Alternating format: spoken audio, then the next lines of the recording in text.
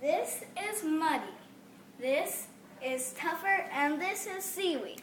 And I am going to show you some of my special talents.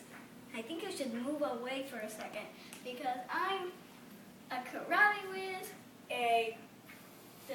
never mind that. And forget the karate anyways. Gymnastics time.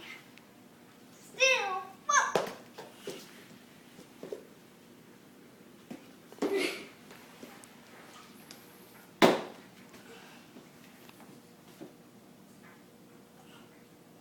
And, whoa. That twisted my back, but who cares?